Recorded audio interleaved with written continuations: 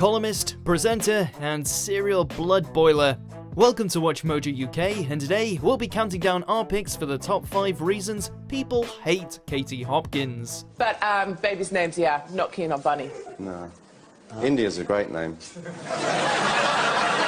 Before we begin, we publish new content every day, so be sure to subscribe to our channel and ring the bell to get notified about our latest videos. For this list, we're looking at the reasons why Katie Hopkins has been dubbed the Queen of Hate and Britain's most hated woman. If you are easily offended, now's the time to look away. Number 5. Her constant stream of insults.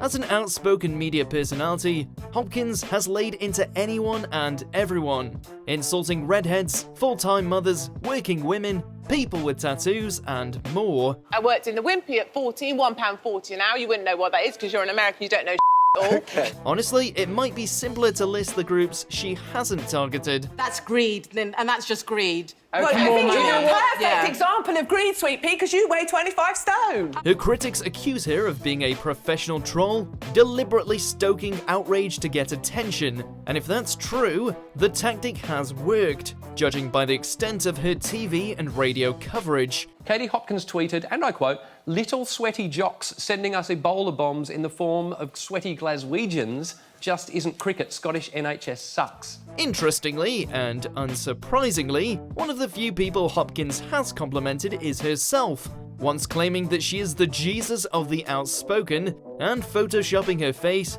onto an image of the Virgin Mary. Number 4, she's a homewrecker. Hopkins freely admits to stealing married men, leading one newspaper to brand her as a serial seductress. I might spend some time near A. Talk amongst yourselves. Be careful, man, she's got history. Her first husband, a millionaire businessman, left his wife and 3 children to marry Hopkins. Then, after he dumped her for his secretary, Hopkins was photographed having sex in a field with another married man, who went on to become her second husband. Yeah, that's me. Do you know that was happening? Not the sex, the photograph. Katie is unapologetic about her behaviour though, telling critics to get over it, and warning other women that if they don't look after their significant others, she would take them too. I'm quite tempted to lick Dee's head. Number 3, she's a snob. In an infamous appearance on ITV's This Morning, Hopkins once admitted she judges other people's children by their Christian names. A name for me is a shortcut. It's And a really what does- efficient way of working out what class that child comes from.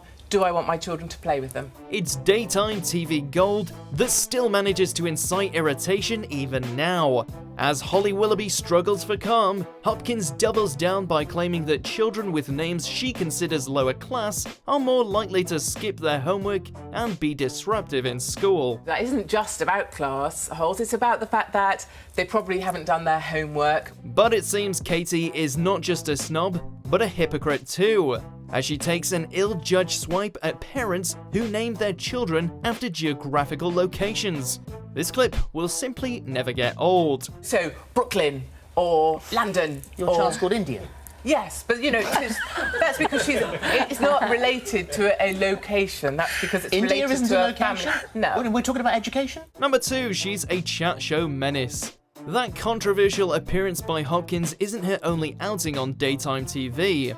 Her other appearances on This Morning include the time she shared her views on employing overweight people and on banning teachers from striking.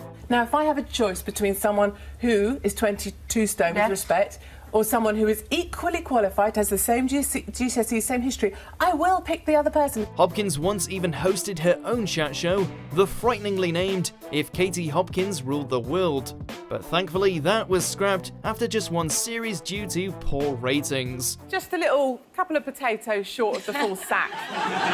Now the one-time apprentice contestant springs up everywhere from Loose Women to The Right Stuff, leading critics to complain that there's no getting away from her. I'm not looking to do constructive, helpful criticism. I have 400,000 followers on Twitter because some people find me witty and entertaining. Number 1, she targets the vulnerable. Katie is often accused of punching down, with her detractors saying that there are no depths to which she won't stoop in search of a headline. And so I think having the choice to be able to euthanise yourself or have assisted suicide would be a really strong thing in Katie's world. And so, for her most controversial comments, she hones in on those most in need. She's called dementia sufferers bed blockers, described immigrants as cockroaches, and even mocked a baby born with a serious neurological condition. So I was talking about the enduring nature of migrants able to cross the Mediterranean, and I used the term cockroach. Then there was the time that she bullied a 9-year-old autistic girl on Twitter, calling her a complete twat. Hopkins once also referenced the Holocaust in the aftermath of the Manchester Arena bombing, leading to LBC Radio dropping her. If Katie Hopkins did rule the world, it would surely be a pretty unpleasant place. I think women actually don't want equal treatment. They couldn't handle it if they got it, quite a number of them. Do you agree with our picks? Check out these other great clips from WatchMojo UK and subscribe for more great content.